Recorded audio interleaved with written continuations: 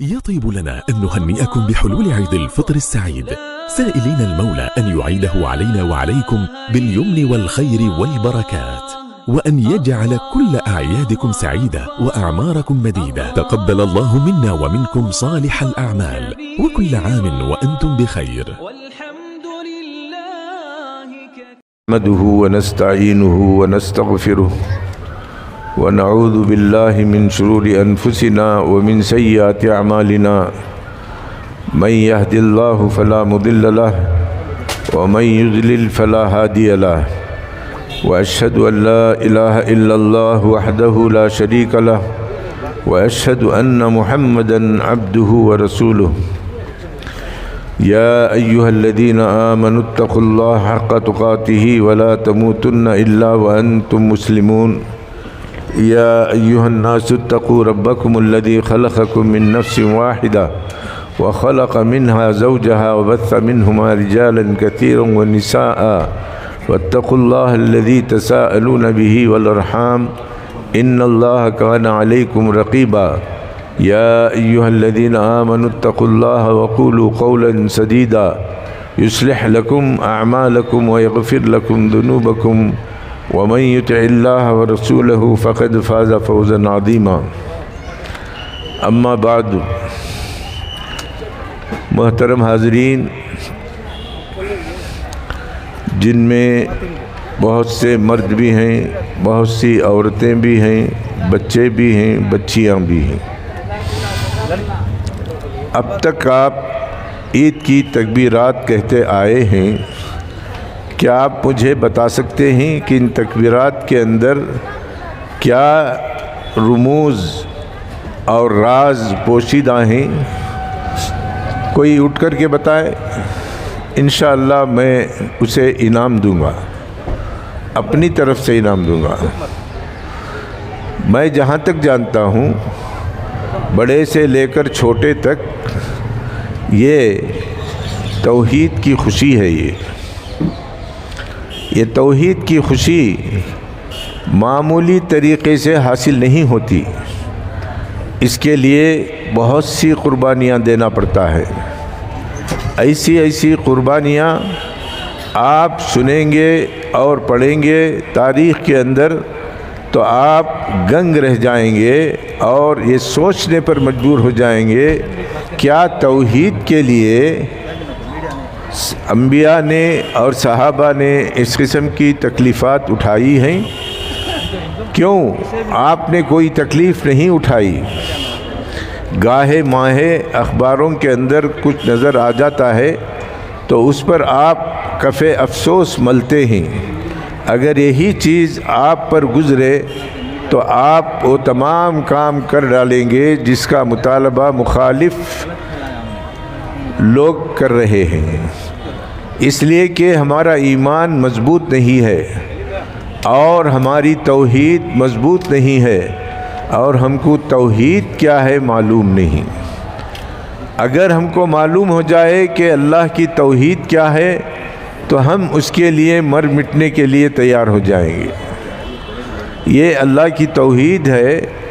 لاکھوں انسانوں کی قربانیوں کے بعد ہم تک اسلام پہنچا اور لاکھوں انسان اس توحید کے نعرے کو بلند کرنے کے لیے خوشی رضامندی کے ساتھ جنگوں میں شریک رہے اور مصیبتیں جھیلیں، یہاں تک کہ خباب ابن ارت آ کر کے رسول اللہ صلی اللہ علیہ وسلم سے سوال کرتے ہیں، الا متی یا رسول اللہ، کب تک اے اللہ کے رسول یہ مصیبتیں ہم پر ہوتی رہیں گی، پریشانیاں ہوتی رہیں گی، ہم کو کھانے سے تکلیف دیا جا رہا ہے، رہنے سے تکلیف دیا جا رہا ہے، اتنا ہی نہیں اللہ کی عبادت کرنے پر مارا جا رہا ہے اور بہت سی عورتیں ان کو نیزے سے مار کر کے ہلاک کر دیا گیا اور بہت سے گھر والے بار بار آپ سے مدد کی درخواست کی تو آپ نے یہی کہا، صبرن آیا آل یاسر موعدکم الجنہ،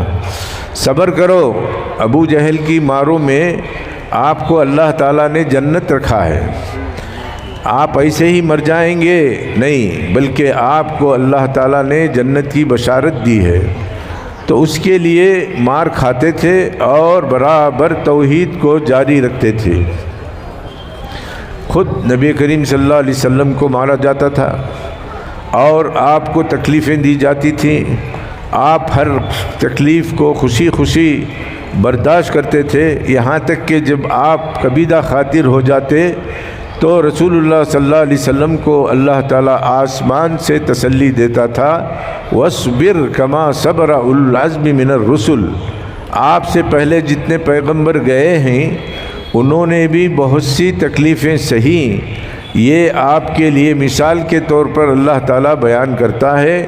قرآن نے ہم کو بہت سے مسائل بتائے ہیں جن میں توحید کی افضلیت ہے اور انسان کے اختتام کی فضیلت ہے کہ جس کا خاتمہ ایمان پر ہو گیا، توحید پر ہو گیا، اس سے بڑا دنیا میں خوش نصیب کوئی نہیں ہے۔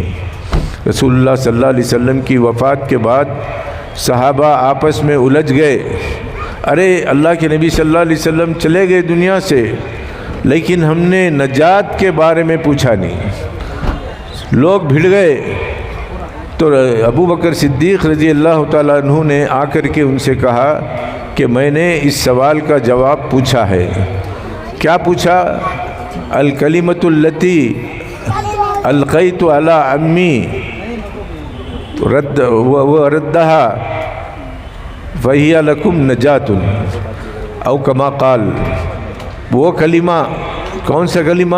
توحید کا کلمہ، لا الہ الا اللہ۔ یہ کلمہ میں نے میرے چچا کے اوپر پیش کیا تھا، انہوں نے اسے رد کر دیا۔ اگر آپ اس کلمے کی پابندی کریں گے، اسی پر زندگی گزاریں گے، اسی پر آپ کی موت ہوگی تو آپ کو جنت میں داخل کر دیا جائے گا۔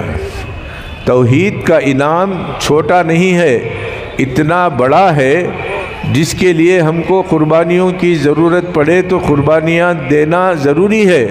اگر ہم لوگ قربانیوں سے پیچھے ہٹ جائیں تو ہمارا ایمان بہت کمزور ہے۔ بچوں کو تعلیم دو، پہلے بچوں کو تعلیم دو، پھر جوانوں کو تعلیم دو۔ میں تو ہر مسجد والوں سے کہتا ہوں کہ تم کو بھی اگر توحید معلوم نہیں ہے تو کم از کم کچھ پیسے خرچ کر کے ٹیوٹر کو رکھو اور جاننے والے سے توحید کو سکھاؤ۔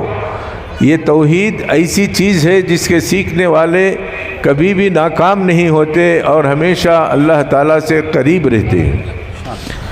پہلا سوال ہے توحید کا، اگر کوئی آدمی اس کا جواب دیتا ہے تو میری طرف سے 1000 روپے۔ پہلا سوال یہ ہے کہ توحید کسے کہتے ہیں اور توحید کی کتنی قسمیں ہیں؟ معلوم نہیں۔ توحید کی 3 قسمیں ہیں۔ بولنا پوری وضاحت کے ساتھ۔ توحید اسماء و صفات۔ ہاں سمجھاؤ، بولنا نہیں سمجھانا مجھے۔ ایک صاحب نے صرف اس کی 3 قسمیں بتائی ہیں۔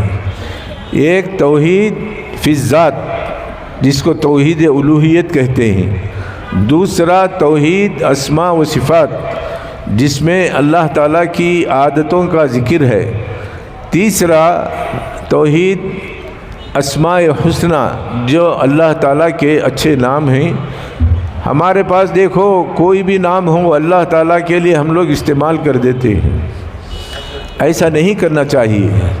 اللہ تعالیٰ نے قرآن مجید میں فرمایا تم اللہ کو اس کے ناموں سے پکارو۔ کیوں پکارو؟ اللہ تعالیٰ کے لیے وہ لائق ہیں۔ اگر تم ان ناموں کو چھوڑ کر کے دوسرے ناموں سے پکاریں گے تو اللہ تعالیٰ نے فرمایا وَذَرُوا الَّذِينَ يُلْحِدُونَ فِي أَسْمَائِهِ۔ ایسے لوگوں کے پیچھے مت جاؤ اور ایسی باتیں مت سیکھو جو اللہ کی شان میں لائق نہیں ہیں۔ اللہ تعالیٰ آیت کے اندر فرماتا ہے وَلِلَّهِ الْأَسْمَاءُ الْحُسْنَى فَادْعُوهُ بِهَا۔ اللہ کے 99 نام ہیں، ان کے ذریعے پکارو۔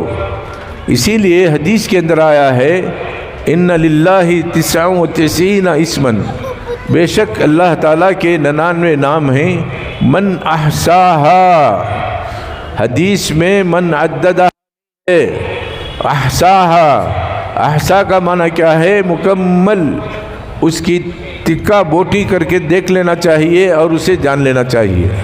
مثلاً رحمان ہے وہ کیسا ہے، اور اللہ تعالیٰ کے ناموں سے کسی کا بھی نام مشابہت ہے تو وہ صفت اس کے اندر نہیں آ سکتی۔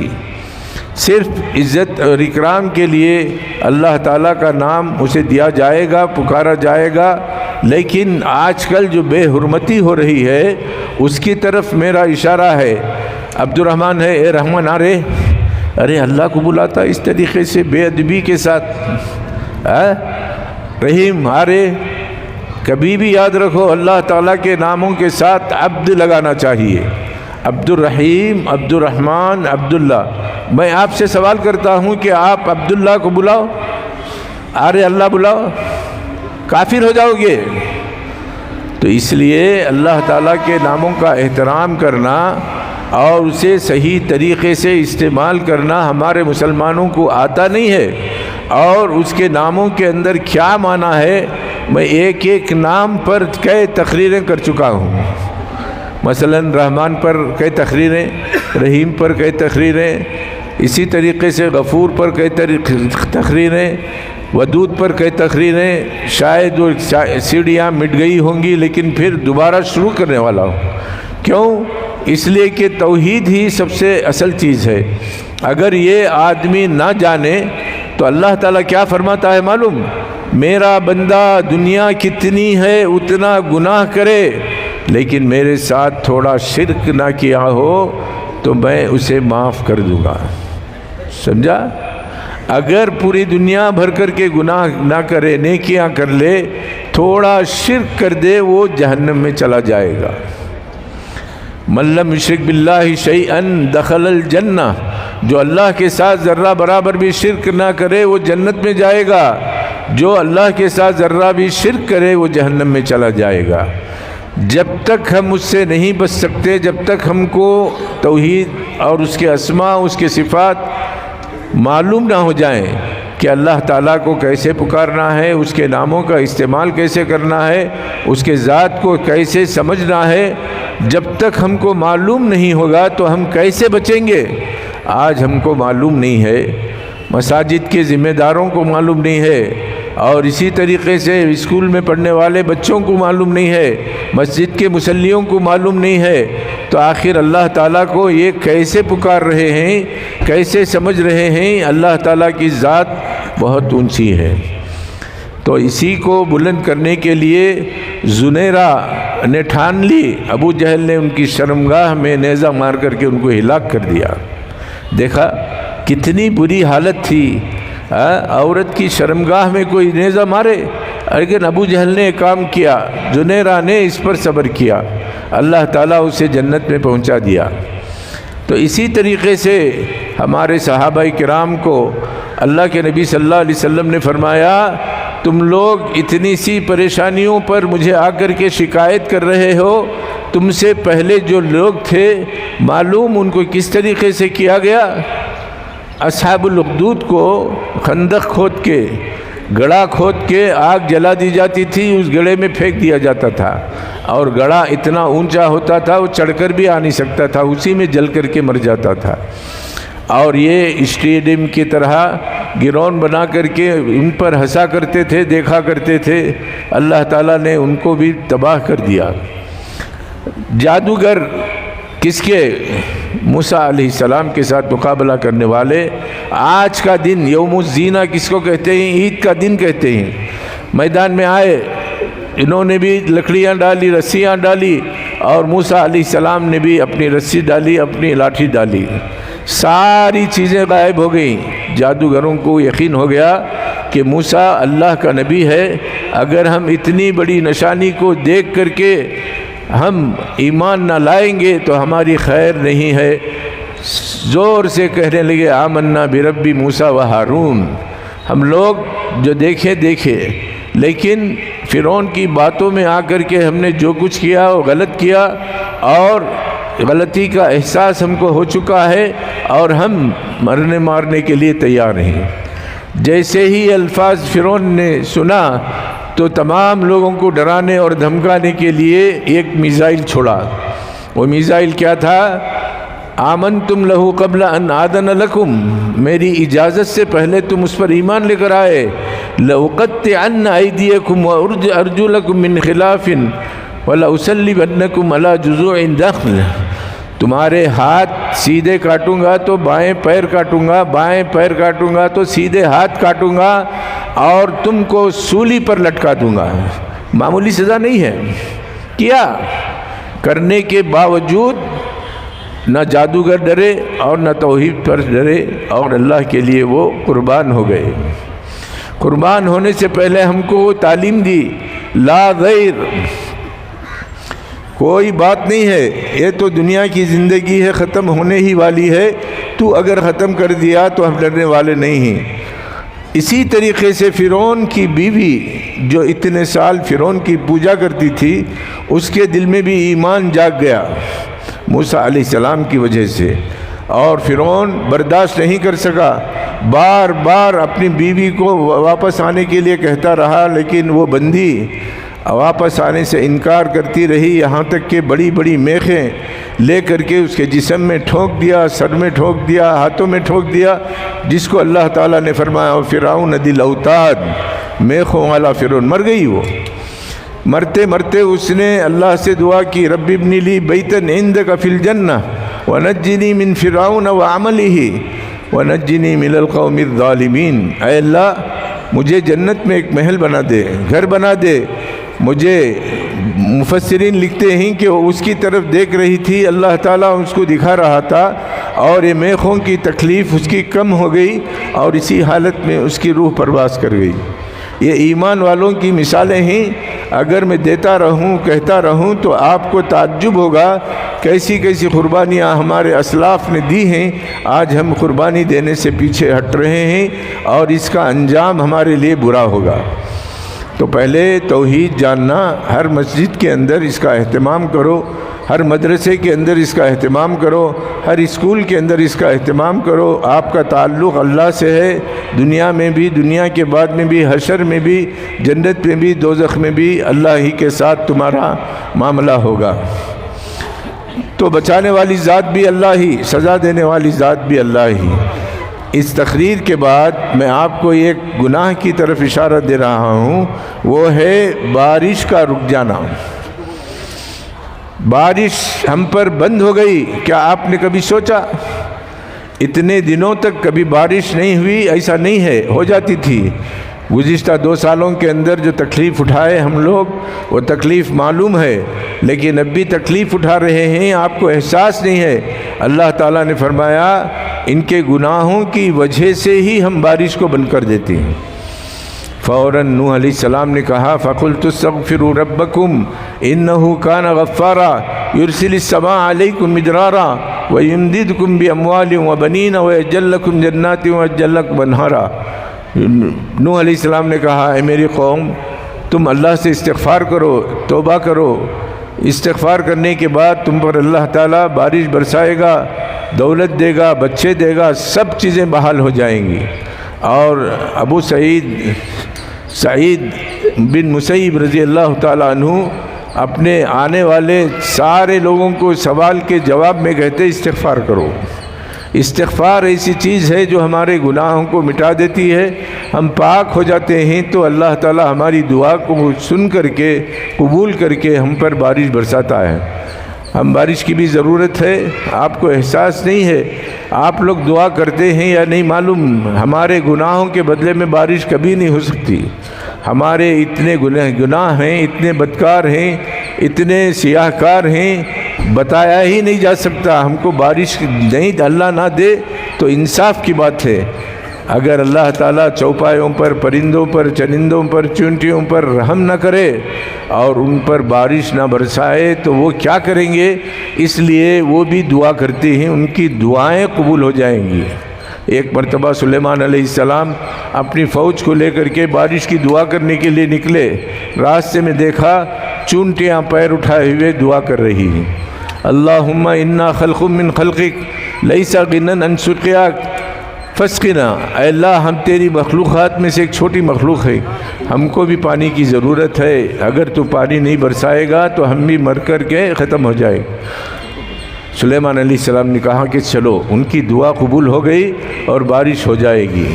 ہم بھی اللہ تعالیٰ کے دربار میں دعا کریں کہ ہم جتنے گنہگار اور سیاہکار ہیں، اللہ تعالیٰ ہم کو ان سے بچا لے اور نیکی کرنے کی توفیق عطا فرمائے، برائیوں سے دور کر دے۔ ہمارے بچہ بچی کو اللہ تعالیٰ اسلام کا مجاہد بنائے اور دینی تعلیم کو اپنے سینے سے لگانا اور ذہن میں بٹھانا اور اس پر عمل کرنے کی توفیق عطا فرمائے۔ ہم گنہگار ہیں، بدکار ہیں، ہم پر بارش رک گئی ہے، اللہ تعالیٰ ہم پر بارش نازل فرمائے، اور ہم اس کے دعا کرتے ہیں کہ اللہ تعالیٰ ہم پر اتنی بارش برسائے جتنی ہماری ضرورت ہو، ہلاک کرنے والی بارش نہ برسائے۔ اللہم اسقی عبادک و بہائمک وانشر رحمتک واحی بلدک المیت۔ اللہم حللنا سحابا کثیفا قصیفا دلوقا زحوقا تمطرنا منہ رذاذا قطقطا سجلا یا ذا الجلال والاکرام۔ استغفر اللہ استغفر اللہ استغفر اللہ استغفر اللہ۔ اللہم اغثنا اللہم اغثنا اللہم اغثنا غیثا ہنیئا مریا عاجلا غیر عاجل نافعا غیر ضار۔ اللہم اسقنا اللہم اسقنا اللہم اسقنا۔ اے اللہ ہم پر بارش رک گئی ہے، اے اللہ تو اپنے فضل و کرم سے ہم پر بارش کو برسا دے، ہماری ضرورتوں کو پورا کر دے۔ یہ سورج جو جہنم کی بھاپ اگل رہا ہے، اس کی گرمی اتنی شدید ہو گئی ہے کہ ہم سو نہیں سکتے، بیٹھ نہیں سکتے، راحت نہیں ہے۔ اے اللہ جب تک تو اسے حکم نہ دے کہ ٹھنڈا ہو جائے تب تک یہ ٹھنڈا نہیں ہو سکتا۔ اس کے کیا طریقے ہیں اللہ، تو ان میں سے کوئی بھی طریقے کو اس پر نازل کر اور ہم کو آرام سے زندگی کرنے کی توفیق عطا فرما، اور پوری توحید کے ساتھ باعمل زندگی کرنے کی توفیق عطا فرما۔ ہماری آرزوؤں کو پورا فرما، ہماری برائیوں کو اللہ تعالیٰ دور کر دے۔ ہماری بچیوں کی شادیاں رکی ہوئی ہیں، ان کے نیک جوڑے اللہ تعالیٰ لگا دے، اور اسی طریقے سے جو کچھ ہم نے گناہ کیا ہے سب کو معاف کر دے۔ دن کے اجالے میں، رات کی راتوں میں جو کچھ ہم نے کیا ہے سوائے تیرے کوئی نہیں دیکھتا، تو دیکھ رہا ہے، اور تو ان تمام چیزوں کو، ہماری جتنی ضرورتیں ہیں ہمیں بولنے سے پہلے تو جانتا ہے، تو ہماری تمام ضرورتوں کو پوری فرما اور ہم کو برائیوں سے دور فرما۔ ربنا تقبل منا انک انت السمیع العلیم وتب علینا انک انت التواب الرحیم۔ سبحان ربک رب العزہ عما یصفون وسلام علی المرسلین الحمد للہ رب العالمین۔